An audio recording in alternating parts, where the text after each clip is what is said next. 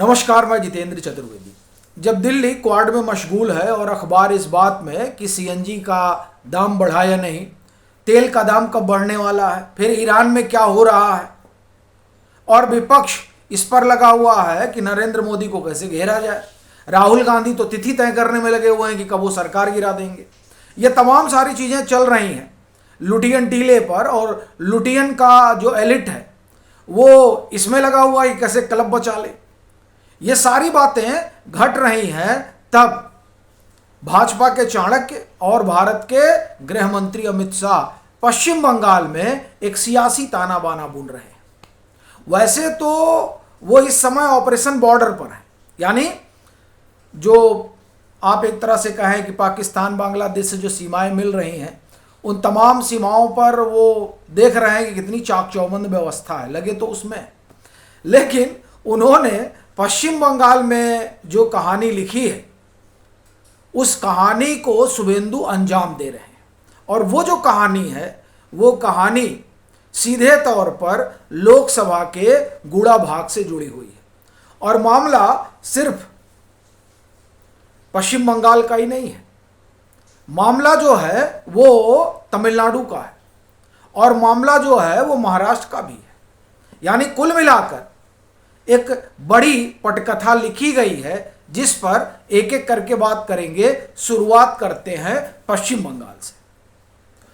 TMC के तकरीबन 20 से 25 सांसद इस बात का इंतजार कर रहे हैं कि कब अमित शाह हां कर दें, और ये यूं ही नहीं कहा जा रहा है। देखिए, इनकी टीएमसी की सांसद हैं काकोली घोष, उन्होंने अपने वो जिला अध्यक्ष पद से इस्तीफा दे दिया है।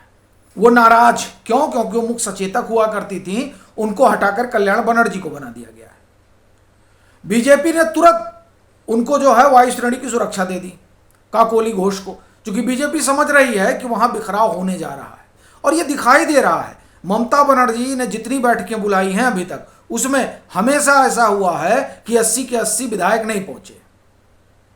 ये हमेशा हुआ है। पार्षद, ये फाल्ता का नतीजा आया, उस नतीजे के बाद पार्षद पार्टी छोड़कर भाग रहे हैं।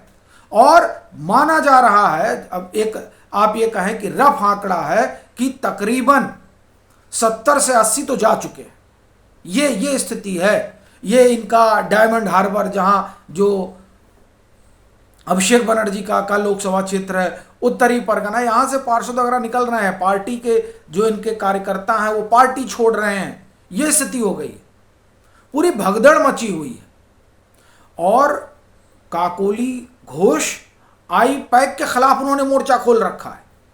यह माना जा रहा है कि उन्होंने जिस तरीके से आई पैक के खिलाफ मोर्चेबंदी की है ये बहुत बड़ी बात है, और उनके साथ आने वालों की एक लंबी कतार है। 3-4 सांसद छोड़ दिया जाए, जिसमें कल्याण बनर्जी हो गए, ये अभिषेक बनर्जी हो गए, ऐसे ही 2-3 लोग और हैं। नहीं तो एक पूरा हुजूम है सांसदों का जो सीधे तौर पर अब ममता बनर्जी के साथ नहीं रहना चाहता। और ये पश्चिम बंगाल का एक तरह से कहा जाए तो इतिहास रहा है। पश्चिम बंगाल में जब पार्टी हारती है तो होता क्या है कि उनके सांसद और विधायक ये सब जो है दामन छोड़ के भाग जाते हैं अपनी पार्टी का। तो कुल मिलाकर अगर आप देखें तो वही स्थिति वहां नजर आ रही है। भी अलग बात है कि ममता बनर्जी ये मानने को तैयार नहीं है कि वो चुनाव हार गई हैं। वो अभी इसी में लगी हुई हैं कि हमको हरा दिया गया है और जो है वोट जो है हमारा छीन लिया गया। इस तमाम तरह के आप ये कहीं कथनाक में वो लगी हुई हैं। लेकिन कुल मिलाकर उनकी पार्टी के लोग ये जान चुके हैं कि अब इनके साथ खड़े रहने कोई मतलब नहीं है। तो जो सबसे बड़ी टूट है वो इनके सांसदों वाली है, और वो बाकायदे इंतजार कर रहे हैं। ये कहानी यहाँ की है, और ये देखिए, ये बीजेपी के लिए बड़ा महत्वपूर्ण भी है। ऐसा कहने की वजह है, देखिए अभी 240 की सदस्य संख्या है बीजेपी के पास, बाकी सहयोगी हैं यानी एनडीए है, और इस तरह से वो तमाम सारी चीज़ें कर रहे हैं। अगर यहाँ ग्रीन सिग्नल दे देती है बीजेपी इन 20-25 को, तो आप ये मानकर चलिए कि इनकी सदस्य संख्या बढ़ जाएगी। लेकिन बड़ी संभावना जो मुझे लग रही वो इस बात की कि हो सकता है कि इन्हीं का एक गुट बना दिया जाए और ये गुट जो है ये बीजेपी का समर्थन करे। क्योंकि भाजपा जो है किसी भी तरीके से ममता बनर्जी या इंडी ब्लॉक को कोई भी एक तरह से कहें कि ऐसा कोई नरेशन गढ़ने का मौका देना नहीं चाहती और ना देगी वो। एक संभावना ये भी है या ये भी हो सकता है कि सबको शामिल कर रहे हैं, लेकिन अगर 20 से 25 आ ही रहे हैं तो फिर दिक्कत ही क्या है। हालांकि जब आम आदमी पार्टी से आए थे तो वहाँ तो शामिल ही करा लिया गया था, तो हो सकता है यहाँ भी यही हो, वो इंतज़ार कर रहे हैं। और बीजेपी में भी इस बात को लेके मंथन चल रहा है और उस मंथन का एक कारण ये भी है कि आप देखिए कि क्या हो रहा है कि अधिमास चल रहा है, तो इस अधिमास में जो है तमाम सारी चीज़ें होल्ड हो जाती हैं, जैसे कैबिनेट रिसफल ही होल्ड है, तो उसी तरह से इसको ही माना जा रहा है। दूसरा आप देखिए तमिलनाडु में बड़ी आप ये कहें कि उलटफेर की संभावना है, बड़ा उलटफेर। अभी एआईएडीएमके के तो जो बागी विधायक वगैरह थे वो तो चले गए, उन्होंने छोड़ छाड़ के टीवीके में पहुंच गए, तो हॉर्स ट्रेडिंग का आरोप तो टीवीके पर लग रहा है और राष्ट्रपति शासन वहां लगे, इस बाबत पीआईएल भी लग गई है। ठीक है, तो वो तो एक हिस्सा चल रहा है। दूसरी तरफ क्या हो रहा है कि कांग्रेस और डीएमके के अपने जो संबंध है वो तल्ख हो गए हैं और कांग्रेस ही आरोप लगा रही है। ये बड़ी चीज है कि डीएमके जो है वो भाजपा से अपनी नजदीकी बढ़ा रही है। वो ये आरोप लगा रहे हैं कांग्रेस के लोग और कह रहे हैं इसीलिए तो हम भाग के गए थे, इसीलिए हमने डीएमके के साथ अपना गठबंधन तोड़ा और हम चले गए टीवीके के पास।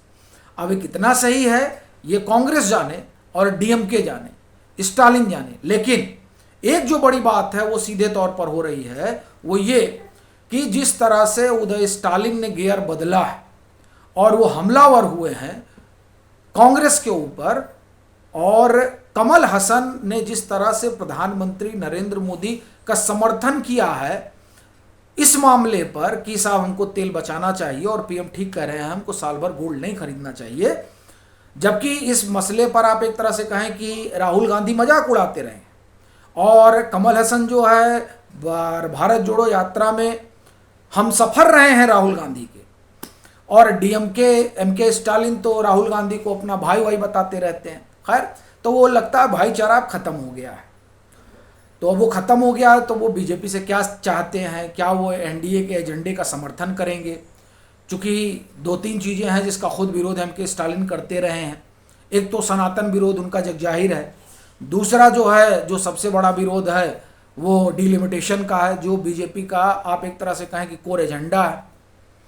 तो क्या उसमें वो बीजेपी के साथ खड़े होंगे, ये भी एक बड़ी चीज़ है। बीजेपी का भी अपना ये मानना है कि कई सारे मसले हैं जिस पर हमें समर्थन चाहिए, जो कि हमारा संख्या बल उस तरीके का नहीं है।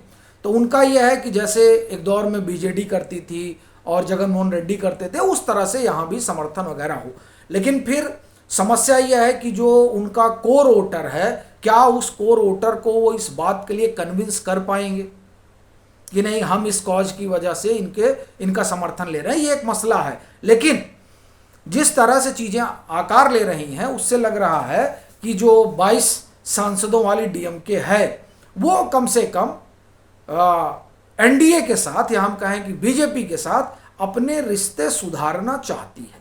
अन्यथा कमल हसन ने जिस तरह से गियर बदला है ना, वो मामूली बात नहीं। देखिए, कमल हसन की अपनी पार्टी है, लेकिन वो आए हैं राज्यसभा में डीएमके के मदद से, डीएमके ने भेजा उनको, इसलिए ये मामला बहुत संजीदा है। तीसरी चीज जो हो रही है वो हो रही है कहां पे? महाराष्ट्र में। हालांकि उससे भाजपा का कोई लेना देना नहीं है, वो मामला जो है वो सीधे तौर पर उद्धव ठाकरे और एकनाथ शिंदे के बीच में है। वो क्या है कि उद्धव ठाकरे के कोई 4-5 सांसद हैं जिनकी बड़ी करीबी बताई जा रही है इन दिनों एकनाथ शिंदे के साथ। तो कहा जा रहा है कि वो संभवतः एनडीए का हिस्सा होना चाहते हैं।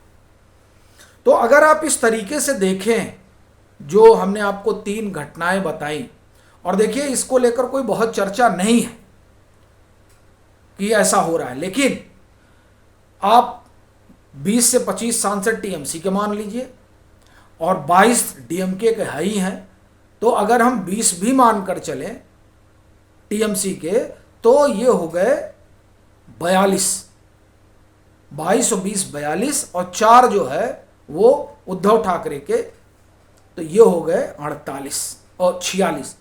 तो आप देखिए 46 सांसद जो हैं वो हरी झंडी का इंतजार कर रहे हैं कि कब एनडीए का जो आला कमान है वो कहे, बीजेपी का आला कमान कहे कि भैया आओ। ठीक है, और देखिए ये जो टीएमसी वाला मामला है, या फिर डीएमके वाला मामला है, या फिर उद्धव ठाकरे वाला मामला है, ये कुल मिलाकर अगर आप कहें तो बीजेपी के लिए कुछ ऐसे कार्यक्रम हैं जिस कार्यक्रम को वो पास कराना चाहते हैं, और जाहिर सी बात है कि उसके लिए उन्हें समर्थन की जरूरत होगी। तो अगर ये लोग समर्थन करते हैं और बीजेपी की तरफ से हरी झंडी होती है, तो आप ये समझिए कि एक बड़ी छलांग जो है वो एनडीए लगाने जाए।